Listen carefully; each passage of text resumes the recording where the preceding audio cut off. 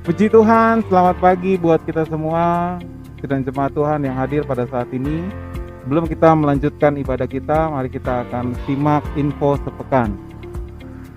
Ibadah minggu depan kita akan adakan kembali 2 kali, jam 9 pagi dan jam 10.30, dan bisa didaftarkan melalui grup yang tersedia di handphone saudara. Setelah ibadah raya, diharapkan untuk kita bisa langsung pulang dan tidak berkumpul. Tetap jaga kesehatan, rajin mencuci tangan, memakai masker, dan menjaga jarak. Tetap berdoa untuk daerah tempat kita tinggal agar bebas dari pandemi COVID-19. Doa syafaat tetap dilakukan di rumah masing-masing, dapat dilakukan secara pribadi atau keluarga, di antara jam 9 malam sampai jam 11 malam. Untuk sosial kematian bisa disetorkan kepada Bapak Tamrin atau Ibu Warlina. Persembahan dan persepuluhan bisa ditransfer ke rekening BCA Ibu Gembala dengan nomor rekening 87100471112 atas nama Teresia Maria Repi.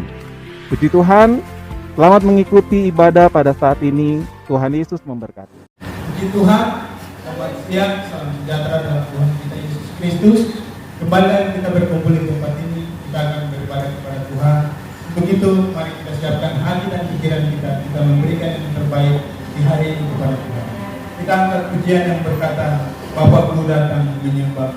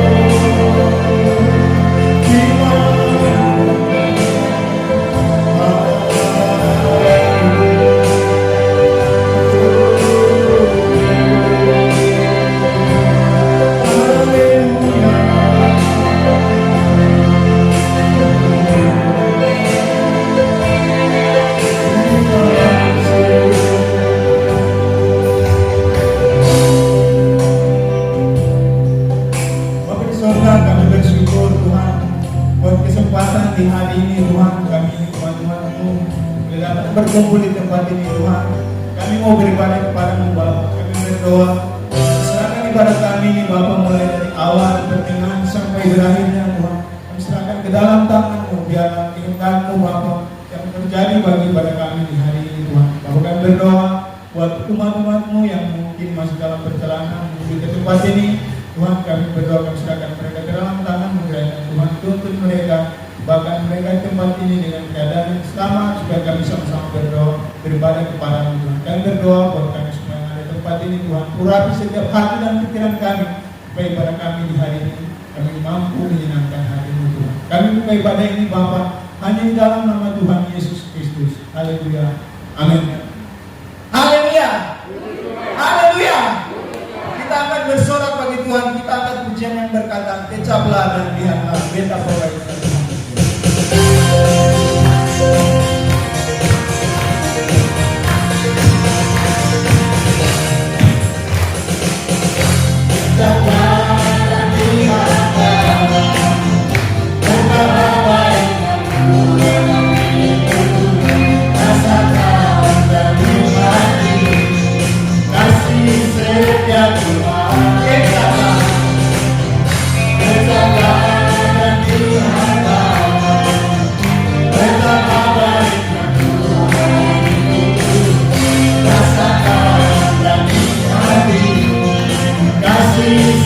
Ya Tuhan, cuma Tuhan, segala hormat bagimu Tuhan, Allah yang kasih itu, Allah yang memihakkanmu, semuanya kita katakanlah,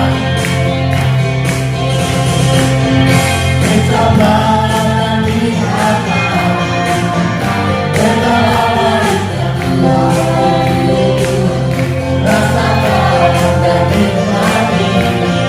Kasih setia Tuhan.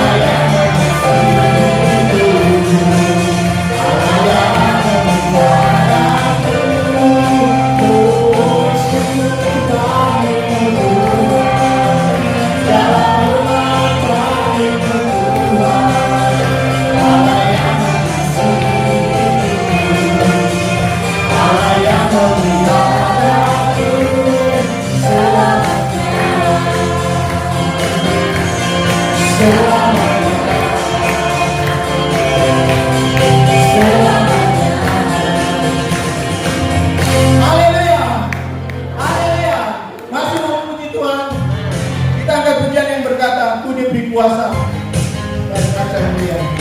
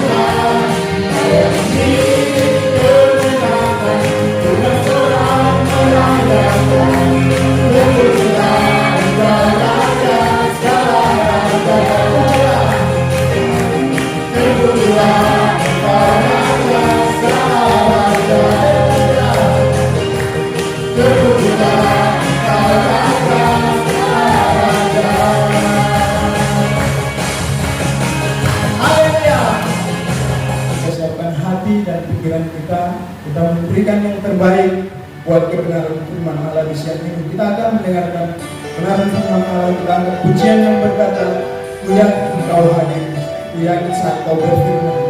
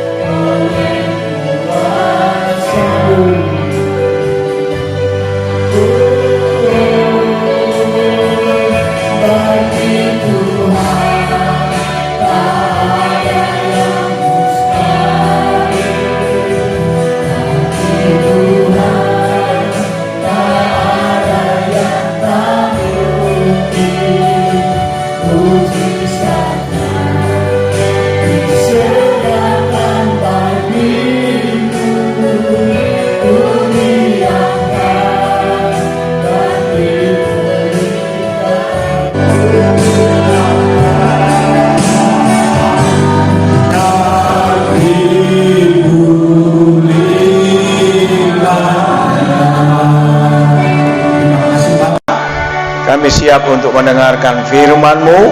Sucikan hati kami, pendengaran kami. Urapi hamba-Mu yang akan menyampaikan firman-Mu.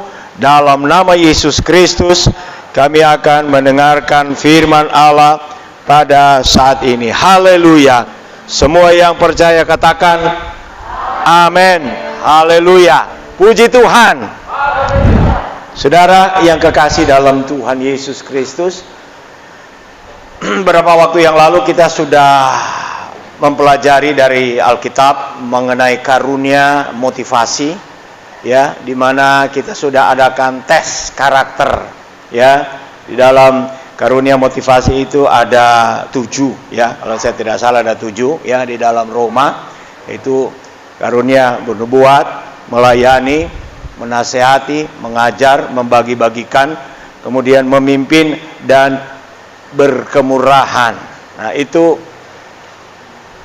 karunia motivasi yang ada dalam Alkitab, dalam kitab Roma, yang diajarkan untuk kita kembangkan dalam hidup kita. Karena setiap manusia hidup, dia punya, kalau saya boleh sebut itu, yang bahasa yang kita kenal itu talenta, ya, atau Alkitab katakan karunia. Tapi karunia itu ada 2 karunia, karunia dari Roh Kudus dan karunia motivasi. Yang pertama kita sudah belajar dan kita sudah tes. Nah, untuk itu tes karakter yang kita sudah terima, saudara tahu di mana posisi saudara, berdoa, kembangkan itu. Karena itu adalah hal yang positif yang saudara akan bawa juga dalam hidupmu, dan juga saudara akan praktekkan di dalam pekerjaan di mana saudara bekerja, ya. Nah, saudara yang kekasih dalam Tuhan, tolong mic-nya jangan besar kecil, saya nggak tahu di mana dia punya gangguan, ya. Saudara yang kekasih dalam Tuhan, kembali kita akan melihat dalam kebenaran firman Allah pada pagi hari ini, karunia Roh Kudus. Mari kita akan buka dan kita baca di dalam 1 Korintus pasal 12. 1 Korintus pasal 12. 1 Korintus pasal 12 ayat 1 sampai 7. Ya.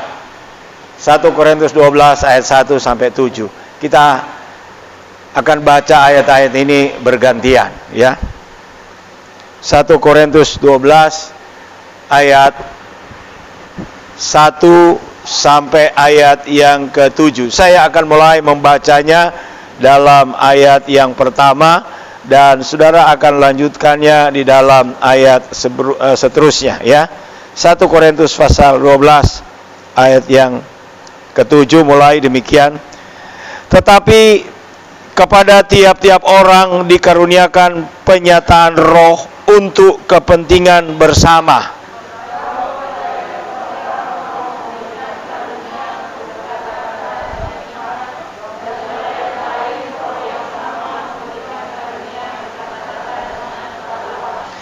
Kepada yang seorang roh yang sama memberikan iman, dan kepada yang lain ia memberikan karunia untuk menyembuhkan, ya.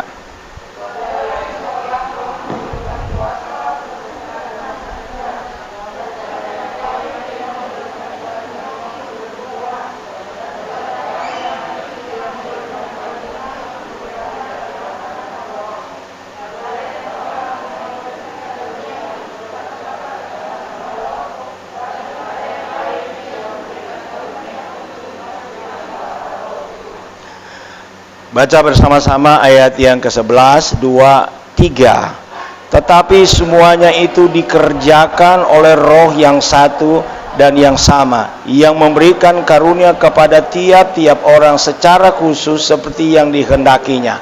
Puji Tuhan. Saudara, kita melihat karunia roh yang diberikan oleh Tuhan kepada gereja, saudara dan saya, bukan hanya milik kami gembala sidang, bukan hanya milik penginjil, bukan hanya milik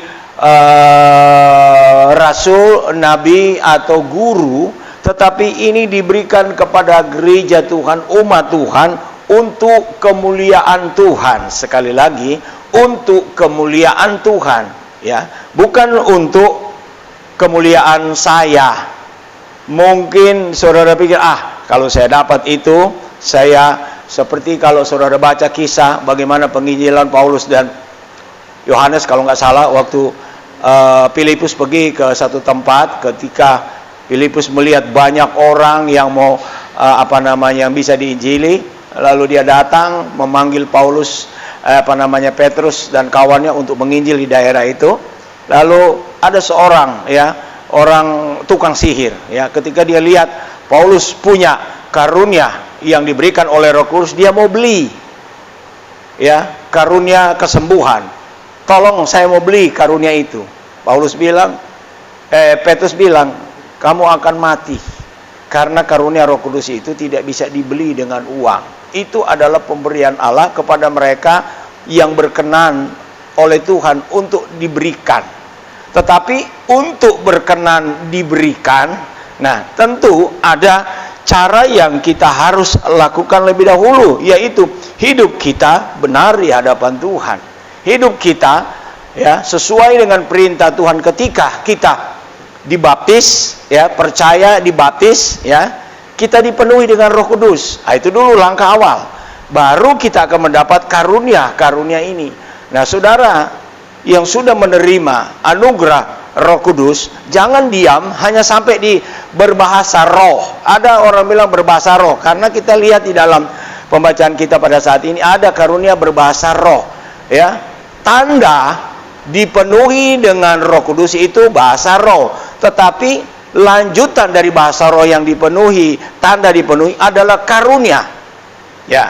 Karena kalau bahasa roh untuk diucapkan sendiri itu hanya berkepentingan yang mendapatkan itu, artinya yang pribadi itulah yang bisa menikmati. Apa dia pun tidak tahu, tetapi yang akan dia dapatkan pasti adalah sukacita yang tinggi. Kemudian dia bergembira, tetapi sendirian.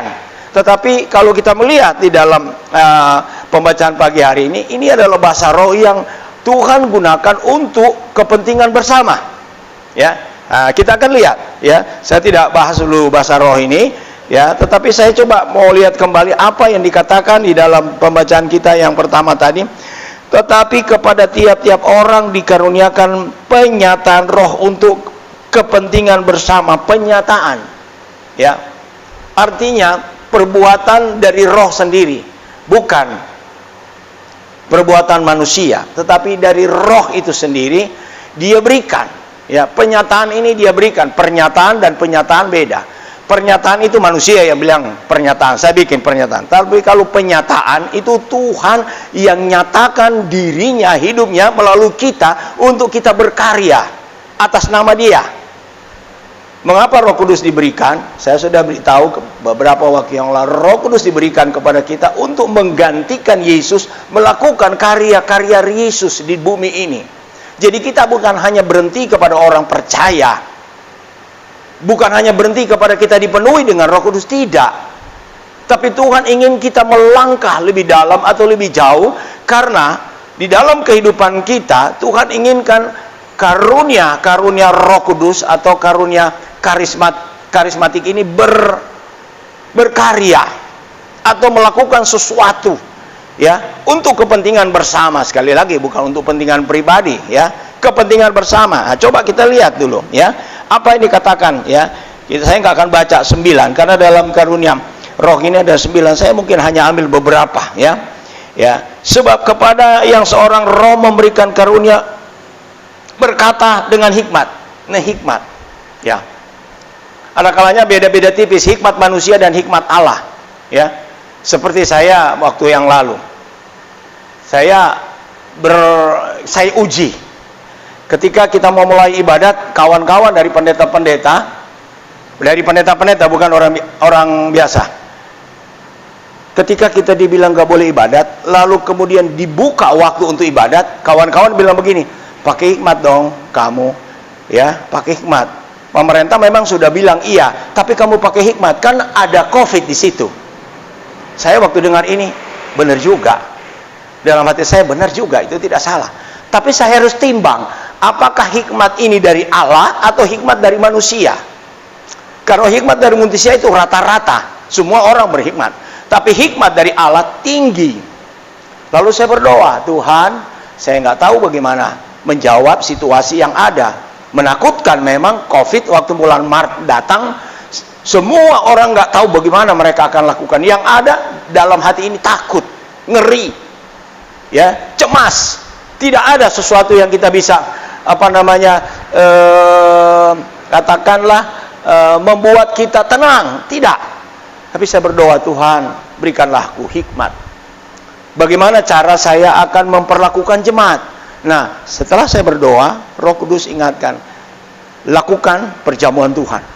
Saya katakan, kan sudah, dalam hati saya sudah. Perjamuan Tuhan sudah. Iya, 1 bulan 1 kali. Kamu kan berhadapi bahaya. Seperti kalau manusia, kalau dia berhadapan dengan situasi sakit, dia kan nggak cuma minum 1 obat, tapi mungkin 2, 3 atau vitamin tambahan, karena dia berhadapan dengan penyakit dalam tubuhnya. Saya ingat, oke, saya coba. Nah, ternyata hikmat yang saya dengar dari teman-teman dengan hikmat yang saya dengar dari Tuhan beda. Sampai saat ini jemaat sudah 8 bulan ditolong Tuhan. Itu dari mana? Saya dapat hikmat dari Tuhan. Kalau enggak, saya juga nggak ngerti. Ya, karena kalau berhadapan dengan iblis, hikmat Allah itu yang paling tinggi yang kita perlukan, bukan hikmat ini. Kalau hikmat ini otak. Itu dipelintir sama iblis, ditendang habis. Tapi kalau hikmat dari Tuhan tidak bisa dikalahkan oleh setan. Ya, ini saya ingin memberi satu pemahaman sehingga kita naikkan hikmat kita. Yang banyak orang karena dia pintar, dia seperti berhikmat. Tapi hikmat itu hikmat manusia yang dia pelajari. Tapi kalau hikmat Allah, coba saudara lihat ceritanya, ya. Contohnya Yohanes 8 ayat 7. Yohanes 8 ayat 7. Saya cuma ambil satu contoh saja, ya, karena waktu. Tapi saya ingin supaya kita bisa ada satu hal yang kita bisa dapatkan, ya, mengenai karunia Tuhan, ya. Satu demi satu kita mulai coba. Dan ketika mereka terus-menerus bertanya kepadanya, ia pun bangkit berdiri lalu berkata kepada mereka, barang siapa di antara kamu tidak berdosa, hendaklah ia yang pertama melemparkan batu kepada perempuan ini. Ketika orang Farisi ahli Taurat menangkap seorang wanita sedang kedapatan berzina, ya, dia dibawa kepada Tuhan Yesus, lalu mereka katakan, mau diapakan wanita seperti ini? Hukum Taurat katakan orang yang kedapatan seperti ini akan dirajam dengan batu sampai mati. Yesus tidak menjawab. Itu hikmat pertama. Dia tidak langsung frontal, diam. Kemudian siapa? Kalau kita lihat dia duduk, dia tulis di tanah. Ada seorang hamba Tuhan, dia bilang begini, apa sih yang ditulis oleh Tuhan Yesus di tanah itu terhadap orang Farisi dan ahli Taurat yang menuduh perempuan ini? Ya, seorang hamba Tuhan dia bilang begini, yang ditulis itu sama seperti tulisan katanya yang ditulis di dinding oleh Tuhan terhadap Raja Darius. Menai tekail ofarsi, kamu sudah ditimbang, ternyata kamu punya dosa banyak, ya, dan kamu harus mati. Gitu kira-kira. Yesus tidak menjawab. Kemudian dia berdiri. Nah, waktu dia berdiri, ini dia ucapkan, ya, siapa di antara kamu yang tidak pernah berbuat dosa, dia lebih dahulu lontarkan batu kepada wanita ini. Langsung Yesus diam.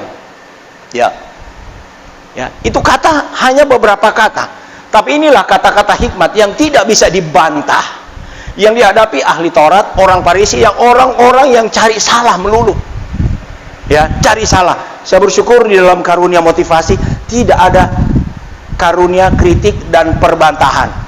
7 karunia yang saya sebutkan tadi, yang itu menubuat, melayani, mengajar dan memberi, tidak ada karunia mengkritik dan karunia membantah, tidak ada. Ya, tapi itu kalau dia muncul mempengangkan gereja itu. Karena itu karunia bukan dari Roh Kudus, bukan.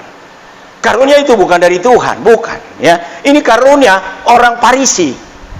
Karunia yang ada di dalam ahli Taurat, dikritiklah Yesus. Ya, tetapi apa yang Yesus bilang? Saya tidak menjawab mereka dengan kritikan mereka. Ya, kalau dia angkat mengenai perzinahan, wah panjang.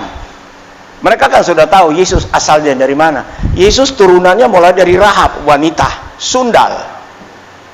Dia udah tahu. Nah, hikmat ini muncul. Dia hanya tulis. Dan apa? Orang Farisi ahli Taurat, satu demi satu dia keluar, dia pergi tinggalkan wanita ini. Lalu Yesus tanya, mana orang-orang yang tadi datang, ya, menghakimi engkau?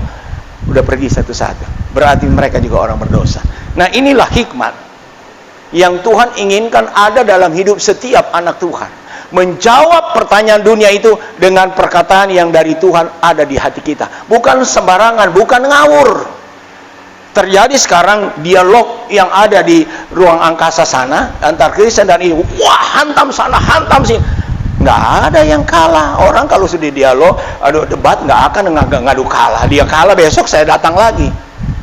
Ya, nggak ada orang menginjil rata-rata kalau suruh lihat perdebatan di internet, nggak ada yang bertobat. Oh iya, saya kalah, saya bertobat. Nggak ada. Karena apa? Bukan hikmat Allah yang dipakai, hebat emosi dan perdebatan yang dilemparkan semua, dan akhirnya muncul caci maki, ya, caci maki yang keluar, nggak akan.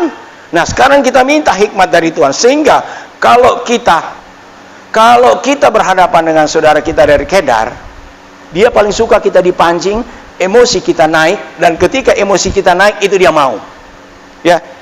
Tidak ada gunanya kita harus berdialog kasar dengan dia. Kita diam saja. Yesus diam. Cara Yesus untuk berhadapan dengan orang-orang yang diam, sabar, tunggu waktu. Ketika dia naik di salib, Yesus gunakan hikmat. Ketika dia berhadap dengan orang Rom, orang Rom ganas. Tidak dijawab aja, ditendang, dipukul, ditempeleng. Apalagi kalau Yesus jawab, wah lebih ganas lagi. Dia diam. Diam. Tapi itu kekuatan Yesus menghadapi orang Farisi dan ahli Taurat. Berhadapan dengan masalah, saudara belajar kepada Tuhan Yesus, sabar, diam, tunggu waktu Tuhan. Jemaat Tuhan yang ada, bersyukur ketika menghadapi orang-orang yang demo kita. Tidak ada yang angkat tangan, dia bilang, lu belum tahu siapa gua. Nggak ada, diam. Tapi sabar. Saya melihat itu. Nah, ini hikmat yang Tuhan inginkan ada dalam hidup rumah tanggamu, dalam pribadimu, di tempat Anda bekerja. Hikmat ini Tuhan ingin, karena Anda di tempat bekerja, Anda berteman dengan bosmu, Anda bertemu dengan teman-temanmu yang ingin dan tidak senang Anda ada di situ. Dia mau supaya Anda keluar. Mungkin bosmu sendiri, ini orang percaya Yesus ini bikin masalah sama saya, kalau saya mau bikin dosa, ya, karena kejujuran seringkali kita menghadapi hal yang tidak mengenakan. Tapi ingat, orang yang demikian dibela Tuhan. Ternyata anak dari keluarga Tehoran dipelihara Tuhan. Tidak ada yang gembel, tidak ada yang bandit, mereka bilang. Semua mereka ditolong Tuhan. Karena apa? Kepala imam ini, dia punya hikmat Allah untuk mendidik anak-anaknya, bukan dengan dengan cara bicara saja, tapi dengan kelakuan yang nyata. Kemudian pengetahuan, ya, karunia yang kedua mengenai karunia roh itu adalah pengetahuan. Kita baca dulu 2 Raja-Raja 6 ayat 8. Ya, pengetahuan. Saudara, pengetahuan kita terbatas. Kita mau belajar, dan saya harus suruh anak-anak muda belajar. Jangan sampai tidak belajar, harus belajar habis-habisan. Tetapi ada satu hal yang perlu kita tahu, bahwa di atas pengetahuan kita ada pengetahuan yang diberikan oleh Roh Kudus, dan ini adalah satu hal yang perlu Anda, anak-anak muda, orang tua, jangkau. Karena kita terbatas, kita nggak tahu sampai kapan COVID ini akan melanda dunia, kita nggak tahu. Tapi kalau pengetahuan Tuhan turun, kita tahu mengatasinya. Itu yang kita sedang cari di hari-hari ini. Kita nggak tahu, saya pun nggak tahu. Coba saudara baca, ya.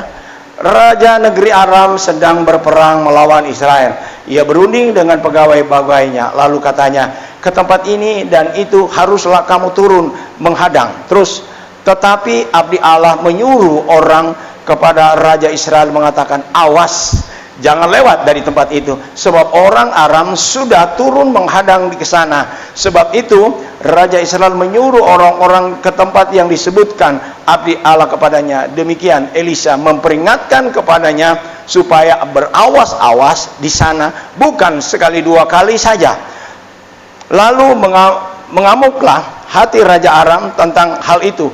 Maka dipanggilnya lah pegawai-pegawainya, katanya kepada mereka, tidakkah dapat kamu memberitahukan kepadaku siapa dari kita memihak kepada Raja Israel?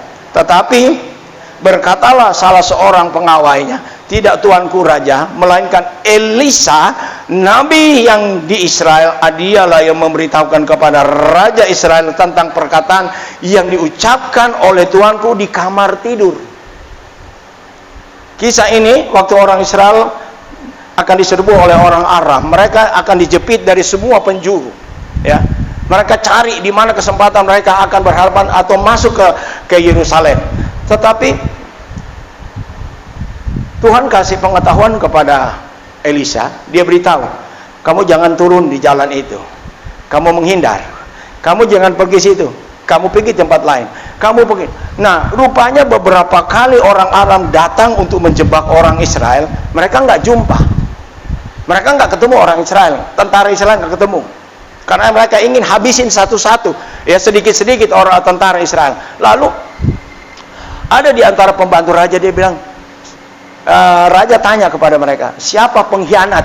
Bahasa sekarang, siapa pengkhianat di antara kita?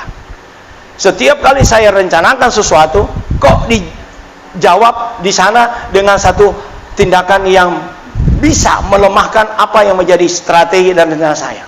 Lalu dijawab, Tuhan, di Israel ada seorang nabi. Apa yang Tuhan ucapkan di dalam kamar, artinya tersembunyi jauh. Tidak ada CCTV waktu itu, tidak ada rekaman yang bisa dikirim, tidak. Tapi Roh Kudus punya pengetahuan, bisa dia telusuri di setiap sudut bumi ini apa yang ada di sana. Ya, dia tahu apa rencana Aram, dia beritahu kepada Elisa, lalu Elisa beritahu kepada Raja Israel, dan tidak pernah orang Aram ini ketemu. Kenapa? Pengetahuan yang Roh Kudus berikan. Itu yang Tuhan ingin berikan kepada saudara dan saya. Dalam pekerjaanmu banyak jebakan, di lingkunganmu banyak orang tidak senang kepadamu, tapi kalau roh yang Tuhan berikan ini pengetahuan, dia tidak mampu untuk mendeteksi. Kok dia bisa tahu ya? Kok nggak bisa saya guna-gunain dia ya? Kok nggak bisa saya sihir dia? Kok nggak bisa saya guna-gunain dia sehingga uangnya yang ada di itu saya ambil? Bisa. Karena pengetahuan dari Roh Kudus akan mendahului pengetahuan dari setan dan pengetahuan kita. Ini Tuhan ingin berikan kepada gereja. Di hari-hari ini, hari-hari yang jahat, kita perlu hal yang di atas daripada persoalan yang sedang kita hadapi. Ya. Kemudian kita lihat yang berikut apa? Ya. Iman, ya. Iman adalah sesuatu yang Tuhan inginkan dalam setiap jemaat Tuhan. Ya, iman. Coba kita baca dulu Yosua 10 ayat 12 14. Yosua.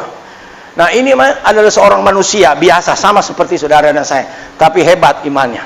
Dan ini kita perlu. Kalau itu pernah jadi 2000 berapa ribu tahun yang lalu, Tuhan inginkan dan Tuhan akan berikan kembali karunia-karunia ini kepada gereja, kepada siapa? Saudara dan saya. Karena Yosua ketika dia dilantik oleh Musa, dia diminta oleh Musa supaya Tuhan berikan dia roh untuk memimpin orang Israel. Salah satu, ya. Nah, kita lihat. Lalu Yosua berbicara kepada Tuhan pada hari Tuhan menyerahkan orang Amori itu kepada orang Israel. Ia berkata di hadapan orang Israel, matahari berhenti di atas Gibeon dan engkau bulan di atas lembah Ayalon. Maka berhentilah matahari dan bulan pun tidak bergerak sampai bangsa itu membalaskan kedendamnya kepada musuhnya. Bukankah hal itu telah tertulis dalam kitab orang jujur? Matahari tidak bergerak di tengah langit dan lambat-lambat terbenam kira-kira sehari penuh. Saya punya kawan, dia belajar dulu di UI.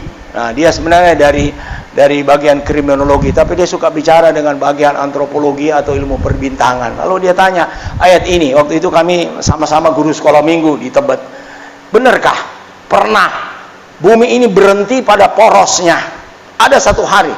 Lalu mereka bilang ada. Kami pernah selidiki, ada. Karena putaran bumi ya terhadap matahari berhitung. Tapi ada satu saat dia berhenti. Dia bilang kapan? Nah, itu mereka nggak tahu kan. Ternyata ayat ini benar. Siapa yang menjadi pertanyaan? Siapa yang suruh, yang perintahkan matahari itu berhenti? Siapa? Yosua. Siapa Yosua? Manusia biasa seperti saudara dan saya. Tapi dia bilang berhenti matahari. Kenapa? Iman. Ya, iman ini yang Tuhan ingin dalam hidup saudara berkembang dan membuktikan bahwa Allah kita Allah yang dahsyat. Karena semua karunia ini Yesus punya. Dia beritahu, tahu nggak Yesus dia bilang, "Hei, angin berhenti, hujan berhenti, berhenti." Dan itu dia ingin berikan kepada saudara dan saya untuk menggunakannya di hari-hari ini menghadapi kejahatan yang terjadi luar biasa. Dengan iman kita akan hadapi persoalan-persoalan yang ada. Bukan dengan uang. Uang sudah nggak mampu sekarang. Emas sudah nggak mampu. Ya, nggak ada yang mampu menghadapi situasi. Tapi imanmu mampu untuk menghadapi persoalan. Itu sebabnya imannya ditingkatkan. Jangan cuma biasa-biasa. Ya, iman cuma untuk makan minta dong sehari Tuhan makan. Oh, kecil buat Tuhan itu. Imanmu Tuhan perintahkan berhenti matahari di tempatnya. Berhenti, berhenti. Dan Tuhan inginkan itu akan ada. Persoalan stop. Saya perintahkan stop di luar sana, jangan masuk sini. Bisa Tuhan suruh kita. Tapi ada iman, nggak merengek. Ini yang kita perlu di hari-hari ini, karena Tuhan taruh saudara di akhir zaman ini, Dia sertai dengan karunia, dan karunia ini adalah untuk kepentingan kita bersama. Ya, saudara, ya. Lanjut saja, saya nggak ada waktu lagi untuk bicara di situ.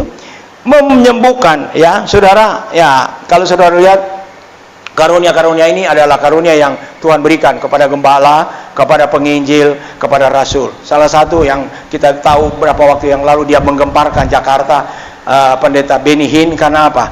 Kuasa doanya luar biasa. Dia punya, saya ingat waktu dia mau doakan orang sakit, dia nggak menyanyi macam-macam, dia cuma nyanyi haleluya. Siapa yang ikut KKR Benny Hinn yang di Ancol? Ada pernah ikut waktu itu? Ada kan? Kata itu kan haleluya kan? Itu sebabnya pengerja saya suruh kalau doa jangan lupa bilang haleluya, jangan ngorok. Ya. Ada kalanya doa pagi dia tidur, nggak mau ucap haleluya. Oh, saya marah. Tengah-tengah ibadah, tengah doa, "Hei, bangun kamu, ucapkan haleluya." Setan ada di samping kamu, tahu? Ya. Karena kata ini kata yang luar biasa. Haleluya. Dia berdiri dalam nama Yesus. Ya.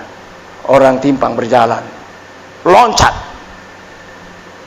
dalam nama Yesus. Orang yang ada ya bawa dari rumah sakit RSUP yang sudah sekarat, berdiri dari dari tempat tidur yang dari rumah sakit. Kenapa? Mujizat Allah terjadi. Dan itu bukan hanya dimiliki oleh Benny Hinn, itu diberikan oleh Tuhan kepada seluruh umat Tuhan. Tapi dia mau berusaha untuk mencari di mana karunia yang Tuhan akan berikan kepadaku untuk kepentingan bersama. Saudara juga jangan hanya berpikir, oh Tuhan makan saya nggak ada, uang saya nggak ada. Itu cukup, Tuhan akan cukupkan. Ya. Tetapi karunia-karunia ini harus beroperasi di dalam gereja di hari-hari ini untuk penyelamatan jiwa-jiwa. Itu yang menjadi utama. Dan saya yakin ada nggak yang nggak makan di sini selama 8 bulan? Tolong angkat tangan. Pulang bawa beras. Saya nggak sombong, tidak sombong. Tapi Tuhan selalu pelihara saya. Ada? Ternyata makan semua ya. Tuhan itu baik. Berikan kemuliaan bagi Tuhan. Ya Yobel. Kecuali Yobel. Satu saat dia bilang, saya sudah lemes ini om. Kasihan saya. Kamu sih nggak sarapan. Tanya sama ibu gembala, dia kasih sarapan. Dia lupa sarapan. Ibu gembala juga gitu. Kalau waktu musim muda dulu, karena kuat lari keluar, ternyata kalau jam 9-10 kena panas, pingsan. Ya, karena apa? Ya memang pagi harus makan. Kalau nggak puasa, ini jangan lalu puasa, nggak apa-apa, nggak ada yang lihat, ambil aja bakso. Udah puasa nggak puasa. Kalau puasa puasa, kalau enggak. Ya, ini saya sedikit intermezzo karena di hari-hari ini kita berhadapan dengan simbolis. Ya, kita juga nggak terlalu tegang dengan dia. Artinya kuasa kesembuhan itu bukan hanya milik pendeta. Sekali lagi, Tuhan taruh dalam hidup Anda bisa. Doakan orang yang sakit, usir setan. Tuhan kasih. Karena apa? Kalau kalian kita baca di dalam Markus, coba dulu baca. Markus pasal 16 ayat 17. Coba, cepat. Nah, saudara lihat, ini adalah pesan ya kepada semua orang percaya. Jadi sekali lagi, karunia dan Roh Kudus Tuhan berikan. Tanda-tanda ini akan menyertai orang yang, saudara, orang percaya. Amin. Tanda ini akan menyertai Anda. Yaitu apa? Mereka akan mengusir setan-setan atau orang yang dirasuk setan bisa diusir.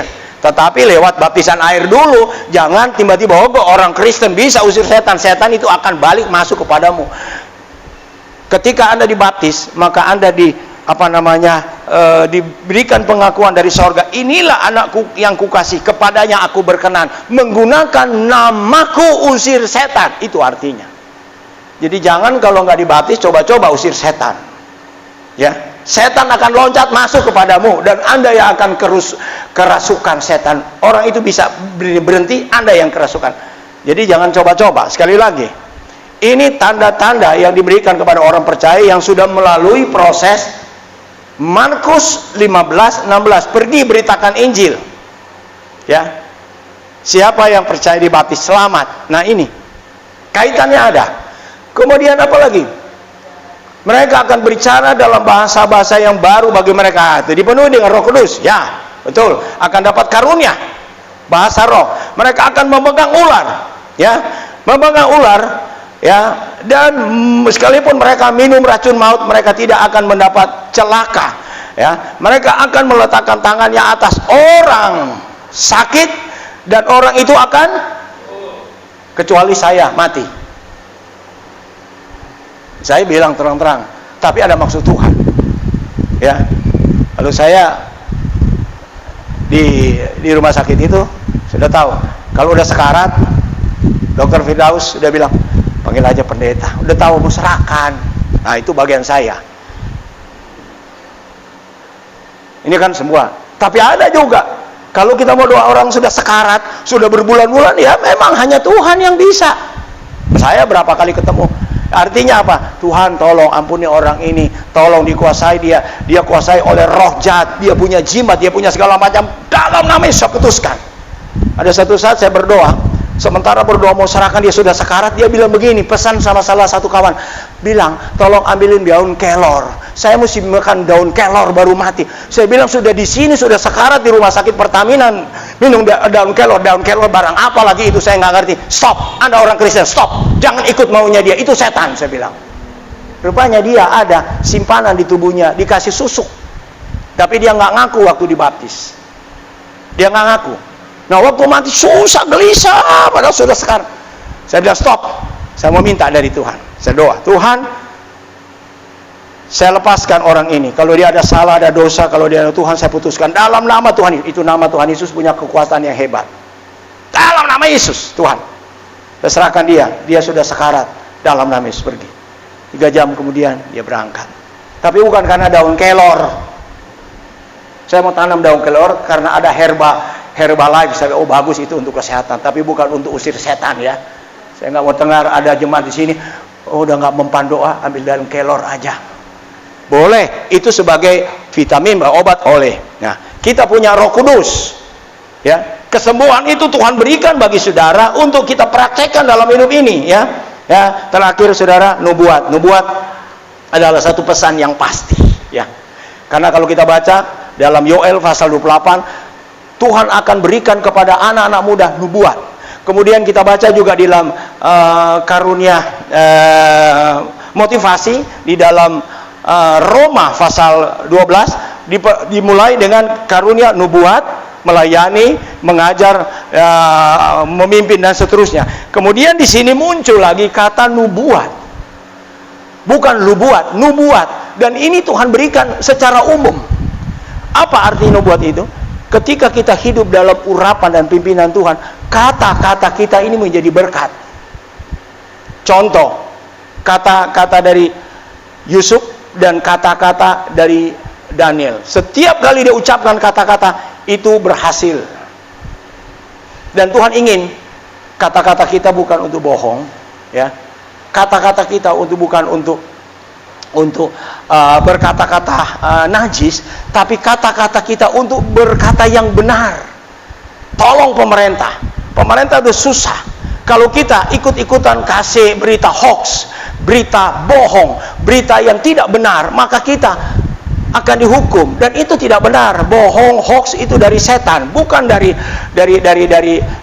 Tuhan. Nah, itu sebabnya saudara, jaga ya hati kita, hidup kita, untuk kita melakukan apa yang diajarkan oleh Tuhan, yaitu hidup dalam kebenaran. Karena Yesus katakan, akulah jalan, kebenaran, dan hidup. Tidak ada seorang datang kepada Bapa di sorga kalau tidak melalui Yesus. Dan itu yang perlu kita lakukan. Karunia-karunia Roh Kudus yang diberikan oleh Tuhan kepada gereja Tuhan, mari. Hanya baru 4 atau 5. Ada 9, tapi saudara coba gali. Kepada saudaralah diberikan hadiah ini oleh Tuhan. Ini hadiah loh. Bukan kita yang minta, Tuhan yang kasih. Ya. Kalau saya boleh masuk dalam dunia kedar, itu adalah satu anugerah Tuhan. Saya boleh pergi. Apa yang saya bawa? Cuman kata-kata nubuat. Saya terus terang, saya tidak punya karunia untuk menyembuhkan. Tapi kawan-kawan di luar sana, dia punya.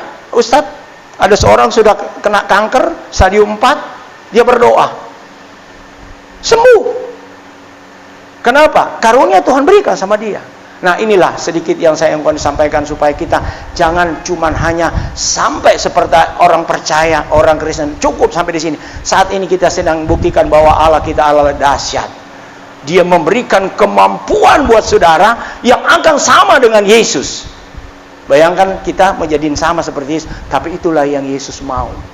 Karunia yang kita belajar itu karunia yang dimiliki oleh Yesus. Dia ingin bagikan kepada saudara satu demi satu. Tuhan Yesus memberkati. Waktunya sudah agak lewat, tapi saya percaya saudara akan mengerti dan akan lakukan itu, ya, apa yang Tuhan sudah ajarkan. Saya ingin kita nyanyikan Roh Kudus Kau hadir di sini.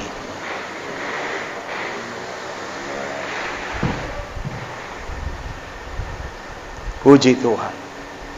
Ya, kita akan berdoa untuk firman Tuhan, ya. Karena dia baik, dia sangat baik dalam hidup kita. Haleluya, haleluya. Roh Kudus Kau hadir. Dia ada, setiap saat dia hadir dalam hidupmu Tuhan. Roh Kudus ada di hatimu.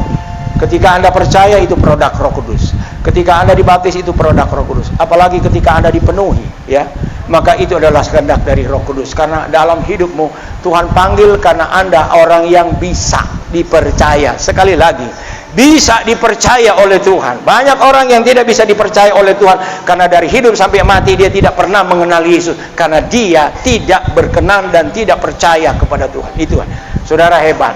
Saya katakan, kita orang biasa, tapi kita boleh mendapatkan anugerah itu, Roh Kudus, Roh Allah sendiri. Roh Kudus Kau hadir di sini. Roh Kudus, ku mengasihimu.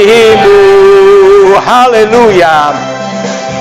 Kau lembut, Kau manis, Kaulah penghiburku, penolongku, diutus Bapakku. Saya jemput kita berdiri.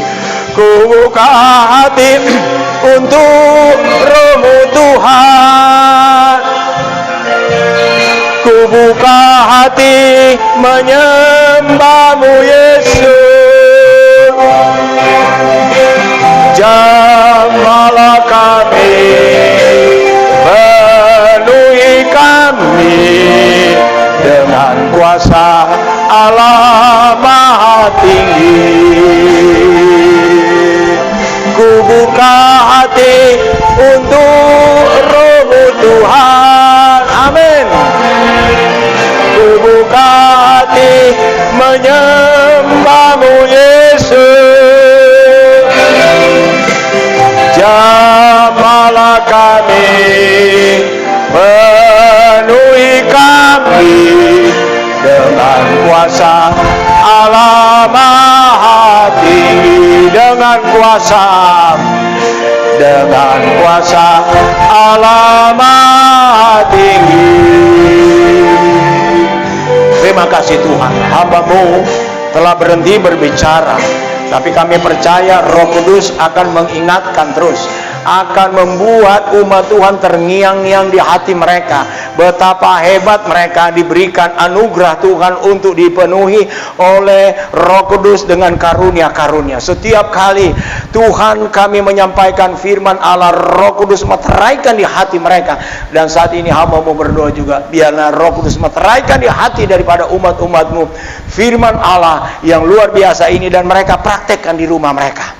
Waktu kami di tempat ini terbatas Tuhan, tapi kami berdoa di mana saja mereka punya waktu untuk berdoa, mereka minta dan minta, biarlah mereka juga diberikan kesempatan oleh Roh Kudus, karunia-karunia yang Tuhan janjikan, supaya mereka juga boleh berkarya di dunia ini dengan karunia Roh Kudus yang Engkau berikan. Ini doa kami. Terima kasih Bapa, kami sudah berdoa dengan segala ucapan syukur. Berkati pemerintah kami. Tadi mereka melihat kami, mereka mengintai kami, mereka menginspeksi kami. Tolong mereka, berikan juga kesehatan buat petugas-petugas itu Tuhan.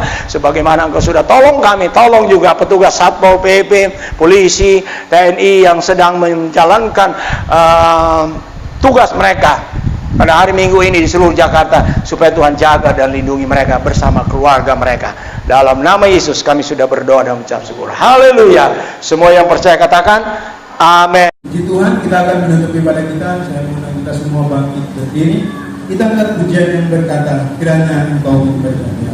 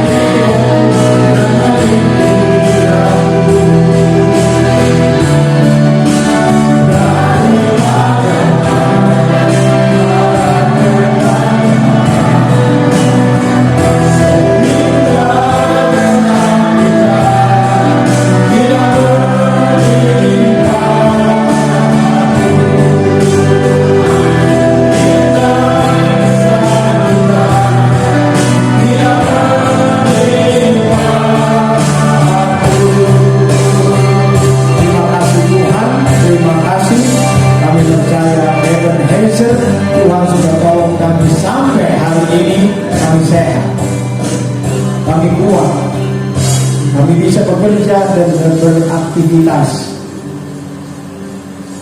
boleh belajar dengan baik, semua karena kemurahan Tuhan. Tidak lupa kami berdoa buat lingkungan masyarakat yang ada di Sukabumi, supaya daerah ini juga sehat, daerah ini tidak tertular, tidak ada penularan COVID-19. Dalam nama Tuhan Yesus Kristus, kami mohon nama Tuhan akan berdaulat dan menyatakan mujizat dan kuasa-Mu di lingkungan di mana kami beribadah, di mana kami tinggal. Terima kasih Tuhan, berkati korban persembahan umat-Umat. Jika ada di antara mereka yang memberikan milik-Mu, buka tingkap langit sorga dan curahkan berkat. Dalam nama Yesus, mereka diberkati dan diberkati oleh Tuhan. Ini doa kami. Terima kasih. Terima kasih. Berkati pemimpin kami, presiden kami, gubernur kami, lurah kami. Tuhan berkati mereka. Berikan kesehatan dan berikan kemampuan untuk mereka menjalankan roda pemerintahan di dalam tugas dan bidang mereka masing-masing. Inilah doa dan permohonan kami. Terima kasih Bapak. Saat ini kekasih-kekasihku, pulanglah dengan damai sejahtera. Kiranya berkat Allah Bapa dalam sorga, kasih sayang dalam Tuhan Yesus Kristus, persekutuan Roh Kudus tinggal menyertai kita sekalian mulai saat ini sampai Maranatha, Tuhan Yesus datang pada kali yang kedua. Haleluya.